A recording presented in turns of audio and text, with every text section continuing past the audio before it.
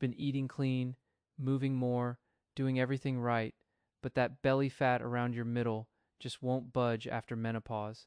It's frustrating, it's confusing, and it's not your fault. This isn't just about getting older or losing willpower. There's a specific biological reason why belly fat becomes stubborn after menopause, and once you understand it, you can work with your body, not against it. The real cause traces back to one big change that happens inside your body. Your ovaries are retiring.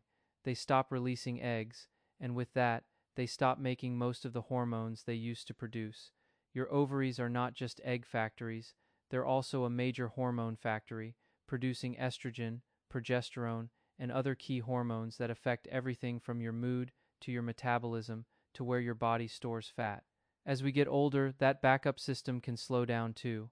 Your adrenal glands just aren't as sharp as they used to be, so keeping them supported becomes really important, especially after 60, when your body's natural fat-burning engine starts to sputter. As we get older, that backup system can slow down too. Your adrenal glands just aren't as sharp as they used to be, so keeping them supported becomes really important, especially after 60, when your body's natural fat-burning engine starts to sputter. When your adrenal glands are strong and stable going into menopause, they can compensate for the drop in ovarian hormones. That means you may experience few or even zero menopause symptoms, including the stubborn belly fat. So here's the truth. Hot flashes, night sweats, and that stubborn belly fat are not normal parts of aging. They're signs that your adrenal glands aren't keeping up, and that's something we can address. In the next part of this video, I'll explain exactly what happens when your adrenals don't step up, and more importantly, the simple steps you can take to help them do their job so that belly fat finally starts to come off. For now, remember this: your body is not broken, it's just going through a natural transition, and when you know the real mechanism behind the change, you can work with it, not against it. When symptoms like hot flashes or stubborn belly fat appear, it usually means the adrenal glands are struggling to keep up, not that the ovaries have failed you. But it's not just about estrogen dropping. That is only half the story, and it can lead women to focus on the wrong problem. Here is what many women don't realize. Progesterone actually falls even more sharply than estrogen does after menopause. That shifted ratio between estrogen and progesterone can make it look like you have estrogen dominance, but it is not really dominance, just a mismatch. Given this confusing picture, some women understandably turn to hormone replacement therapy, hoping to restore balance quickly. But hormone therapy can carry real side effects and complications, and it may not address the deeper mechanism driving the belly fat. There is another body system quietly driving the belly fat problem, and it is not where most people look first. This is not a flaw in nature. The body is actually designed to adapt to menopause, but only if the right systems are supported. Understanding this system could change how you approach the belly fat, because the real cause is often hiding in plain sight. It involves a stress hormone most people already know, cortisol, and when it stays high, it tells your body to hold on to belly fat no matter what you eat or how much you exercise. But there's one hormone that rises during this transition: cortisol. It's your body's main stress chemical, and it can climb higher than it used to. That rising cortisol may explain why you feel more nervous than before, or agitated, or why you wake up at 3 in the morning and can't get back to sleep. And here's the part nobody talks about. Your tolerance for everyday stress takes a nosedive. Things that used to roll off your back now feel overwhelming. All of these changes trace back to one overlooked system in your body, not your ovaries, not your thyroid. Something most doctors never mention. It's called the autonomic nervous system, and it runs the show behind the scenes, every heartbeat, every breath, every digestion cycle. This system quietly adjusts your body to whatever you're facing: heat, cold, a deadline, a conversation. It's constantly adapting without you even noticing. It has two halves that are supposed to stay balanced, like two sides of a seesaw. One side revs you up, the other brings you back to calm. One half revs you up, it's the sympathetic nervous system, your gas pedal. The other half calms you down, the parasympathetic, your brake. After menopause, one half often overpowers the other. The gas pedal stays pressed down, and the brake gets weaker. That's the imbalance nobody checks. That imbalance is the missing piece most women never hear about, and it's the real reason belly fat sticks around, no matter how much you exercise. Without understanding the real mechanism, Many women blame shifting hormones alone and reach for quick fixes that never address the root cause. So the natural response is to exercise harder, to run longer, to try to burn off that stubborn belly fat through sheer effort. But here's the problem. Harder workouts can backfire, raising cortisol even more and making that midsection worse instead of better. Some women end up going from one doctor to the next, trying to figure out why nothing they do is working. The real fix isn't more hormones, and it isn't more exercise. The answer lies in a system you already have, but might not be using correctly. It's about retraining a specific part of your nervous system that controls recovery, sleep, and where your body chooses to store fat. This one system, the parasympathetic nervous system, is like your body's reset button. It controls sleep, recovery, and where fat gets burned. When you neglect this recovery system, no diet or workout plan seems to work. The body stays stuck in stress mode, holding on to belly fat. But support it correctly, and the midsection can finally start changing. The fat burning happens during recovery, not during the workout itself. Here's the surprising part.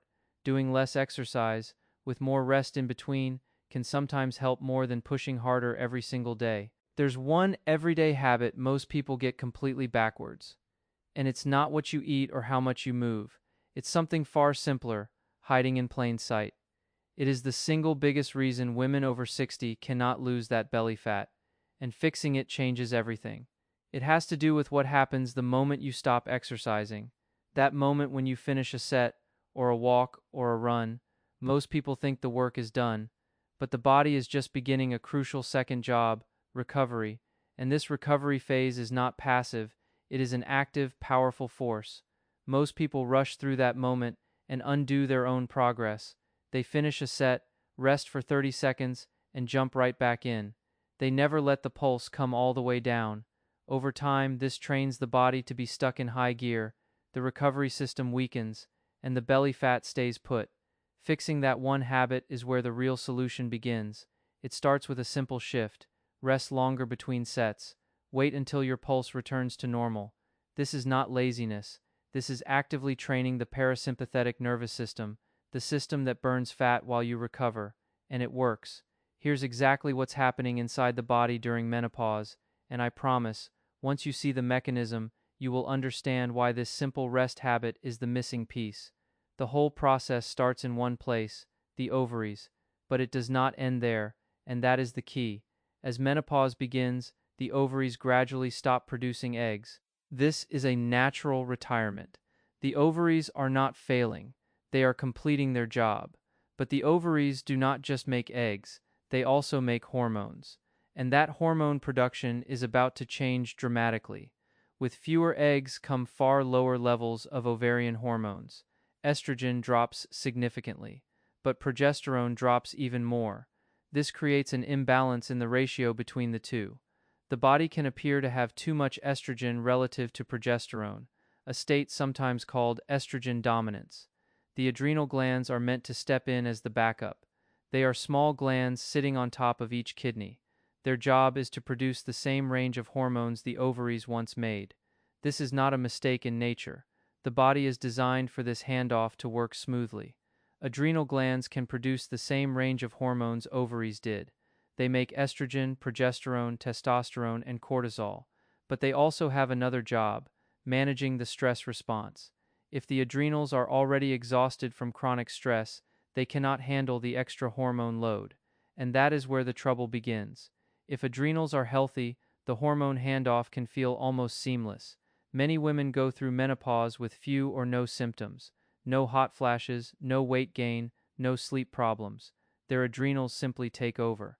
But when adrenals are weak, the entire system starts to wobble, and the belly is the first place it shows. But if your adrenal glands are already worn down from years of stress, that handoff from ovaries to adrenals doesn't go smoothly. That shortfall is exactly why many women experience hot flashes, night sweats, and mood swings, the classic menopause symptoms. Now here's the twist. Estrogen and progesterone don't fall at the same rate during menopause. Progesterone takes a steeper dive, dropping much more significantly than estrogen. This imbalance creates a ratio that can mimic estrogen dominance, even though total estrogen is actually lower than before. That ratio shift is not a natural law, it's a direct signal that your adrenal glands are struggling to keep up. When the adrenals are under strain, they ramp up production of cortisol, the body's main stress hormone. Cortisol is designed to help you handle short-term threats, like running from danger or meeting a deadline. But when cortisol stays high day after day, it can trigger feelings of anxiety, nervousness, and a low tolerance for everyday stress. And that same elevated cortisol can make falling asleep or staying asleep through the night much harder. And it can lower the body's everyday tolerance for stress. A smaller trigger feels like a bigger emergency. All of this cortisol activity runs through one control system. It's the master switchboard for your stress response. That system is the autonomic nervous system. It works automatically, without you thinking about it. Its job is adapting the body moment to moment to its environment. Temperature, activity, stress, it adjusts everything. It has two branches working like a gas pedal and a brake. One speeds things up, the other slows them down. The sympathetic branch is the gas, the fight or flight response. It prepares you for action. The parasympathetic branch is the brake, the rest and recover response. It calms everything back down. During exercise, the sympathetic branch raises pulse rate and blood pressure. It's the body getting ready to move. That rise supplies extra blood flow to working muscles. Your legs and arms get the fuel they need. The moment you stop, the parasympathetic branch should take back over. It actively lowers your pulse rate back to normal. The parasympathetic branch actively slows your heart rate and lowers your blood pressure, steering you back toward calm. In a healthy body, these two branches, accelerator and brake, stay in a steady, balanced dance, but after menopause, that balance commonly tips the wrong way, and most women don't realize it. The sympathetic branch, your fight or flight accelerator, stays dominant far more than it should, day after day. Scene 1. Hank leans in, warm and casual. And hey, I built a free metabolic calculator. Try it now, link in the description. For the full 30-day plan, the Metabolic Reset guide is there too. No cost, just science. Scene 2. He nods, returning to the chart. Back to that surge. Near the top, your pulse and blood pressure hit their peak, your heart is pounding, your breathing is rapid. Near the top, your pulse and blood pressure hit their peak, your heart is pounding, your breathing is rapid. That peak is the sympathetic nervous system working at full intensity, the accelerator pushed all the way down, but the instant you stop at the top and rest, something else switches on, a quiet but powerful force. The parasympathetic branch actively pushes your pulse rate back down, like a wave gently pulling the tide out. This system isn't passive, like a sponge just soaking up the stress. It is an active force, constantly working to reset your body toward a state of balance. Every time you exercise and then stop, if you wait until your pulse rate comes all the way back down, you are actively strengthening that parasympathetic recovery system. But here is the problem. Almost nobody actually waits that long during a workout. We rush from one set to the next, barely catching our breath. Most people rest only 30 seconds, maybe a minute, before they push right back into the next set. Their heart rate barely has time to drop. That pattern trains the sympathetic branch to stay strong and alert. You are essentially teaching your body to stay in that fight or flight mode, even when you are resting. It never gives the parasympathetic branch a real chance to do its job. The recovery system becomes like a muscle that never gets exercised. Over time, your body's natural capacity to recover quietly weakens. You might not notice it at first, but the foundation of your energy is eroding. Weak recovery means your cortisol levels never fully drop. They stay circulating at a higher baseline, even when you think you are relaxed. And that steady, low-grade cortisol is a direct driver of stubborn belly fat. It signals the body to store fat right in the midsection, for safety. It also keeps interfering with deep, restorative sleep. Even if you fall asleep, you might not stay in the deep stages long enough to actually recover. The surprising truth is that most fat burning happens not while you are exercising, but during the recovery period afterward. When your sympathetic system stays high and recovery never fully happens, that midsection becomes almost impossible to shift, no matter what you try. Exercise is excellent at switching on the sympathetic branch. That's what gives you the energy to push through a workout. But here is the catch. Exercise alone does very little to train the parasympathetic branch, the one that calms you down. So the fix is to deliberately train the parasympathetic branch on its own, not just rely on exercise to do it for you. Think of it like pouring water directly onto a fire. The parasympathetic system actively cools the sympathetic response. This calming action directly lowers cortisol output, which is the hormone that tells your body to store fat around the belly. Lower cortisol supports deeper, more restorative sleep, and that in turn helps flatten the midsection over time. One underlying principle explains why this recovery step matters so much, and it applies to nearly everything in your body. Nearly everything in the body moves in waves: your heartbeat, your breathing, your hormone cycles, even your sleep patterns. Think of your body's natural rhythms like waves on a shore. They rise, fall, and rise again. Your circadian rhythm is one such wave, orchestrating sleep, hormone release, and even body temperature across each day. Hormones don't just stay steady, they pulse in waves. Your body releases them, then clears them, over and over. Estrogen, progesterone, even cortisol follow these predictable cycles. Sleep itself is built from waves, cycles of deep, light, and REM sleep that repeat about 4 or 5 times each night. Each wave is a chance for your body to repair and reset. Your heart works the same way: a beat, then a full pause. Each contraction is followed by a complete relaxation. That rest phase is not idle, it's when the heart refills and recovers. Now imagine a heart that never fully relaxes, it's always half contracted. That's strain, not strength. The same is true for your nervous system. Constant activation without full recovery wears you down. Your autonomic nervous system has 2 branches: sympathetic, the accelerator, and parasympathetic, the brake. They work in waves too. One pushes you up, the other brings you back down. But here's the problem: sustained, moderate pace exercise, like jogging or a steady bike ride, keeps your body on one long, flat wave. Your pulse stays elevated, never fully coming down. Jogging, running, or training for a marathon rarely lets your pulse settle back to baseline.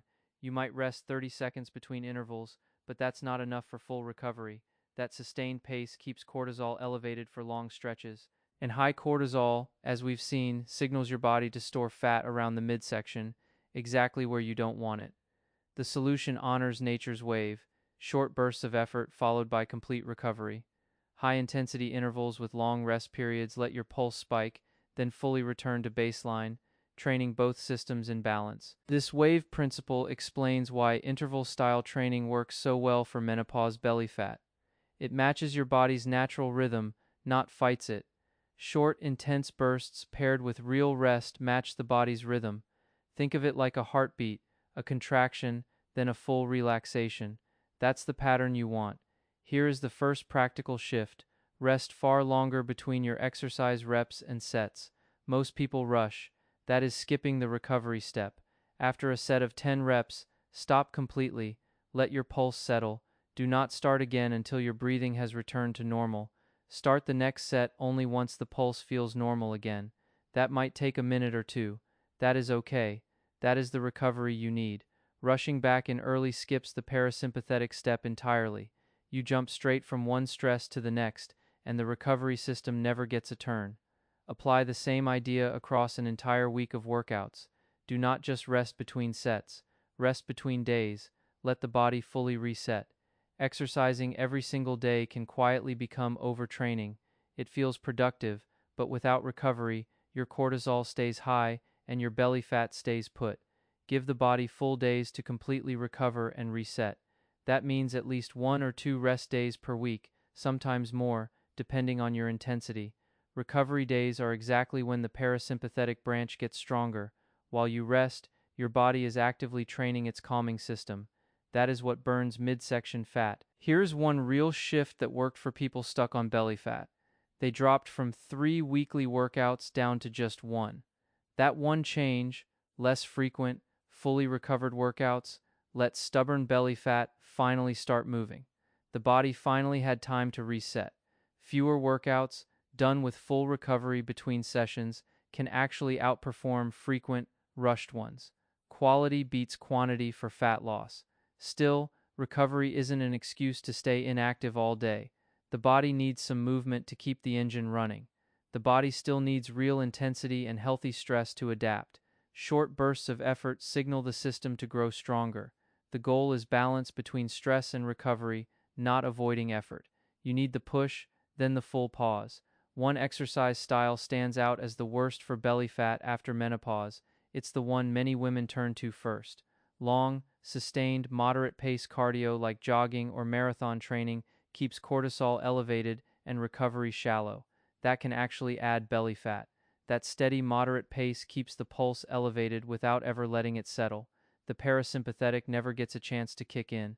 Walking and hiking don't carry the same concern. They are low enough in intensity that the body can recover even while moving. Any long, steady session, jogging, sustained cycling, or a long cardio class keeps cortisol elevated for too long, and that works against fat burning around the middle. So, the practical takeaway: choose short, intense bursts of activity, like a brisk uphill walk for 30 seconds, with plenty of rest in between. Never train straight through lingering soreness. That blocks the recovery your parasympathetic system needs to strengthen and reset. Prioritizing sleep is one of the most direct ways to help. During deep sleep, the parasympathetic system is most active and does its repair work. And here's the encouraging part: as you strengthen your parasympathetic function, your sleep quality often improves on its own, a positive cycle. Certain gentle body work, like chiropractic care, may also help support this recovery system by easing tension in the nervous system. Omega-3 fatty acids, found in fish like salmon or in supplements, are another option worth discussing with your doctor for their calming effects. DHEA, a natural hormone precursor, is sometimes discussed for supporting the adrenal glands during menopause, but it's not for everyone. Any hormone-related supplement needs medical guidance. More isn't automatically better, and taking too much can upset your natural balance. A lower carb, intermittent fasting eating pattern can also help. It tends to calm the sympathetic branch and support that recovery system naturally. Magnesium helps calm the nervous system and supports deep sleep. Choline is vital for the vagus nerve, which runs the parasympathetic branch. Vitamin B1 and vitamin D also play supporting roles in this recovery system. Certain herbs, like lemon balm and ashwagandha, are known as adaptogens. They help the body handle stress and support the calming side of your nervous system. They are not a cure, but they can be a gentle support. Here is the core idea: it is not just about hormones. It is about the balance between your sympathetic and parasympathetic nervous systems. That balance controls your sleep, your stress, and your metabolism. Supporting the parasympathetic branch is the most overlooked step in managing weight during menopause.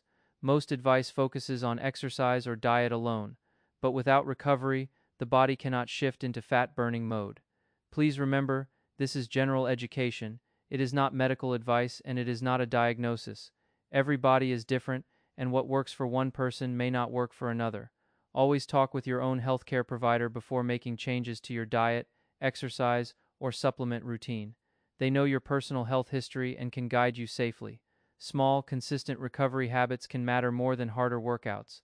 Taking a few deep breaths between sets, going for a slow walk, or simply pausing to let your heart rate come down, these are active training for your parasympathetic system. That stubborn midsection may finally respond once recovery is restored. It is not about fighting harder against your body. It is about giving it the rest it needs to do its job. Your metabolism isn't broken, it's just following different rules now. After 60, your body holds on to fat more easily because of hormone shifts and slower cell repair. Working with that, not against it, is what makes the difference. Rest and smart fuel choices do more than pushing harder ever could. So remember, your metabolism isn't against you, it's just playing by new rules. You've got this. I'm Hank, wishing you a warm, steady week ahead. If these chats help, subscribe for more gentle truths. Take care.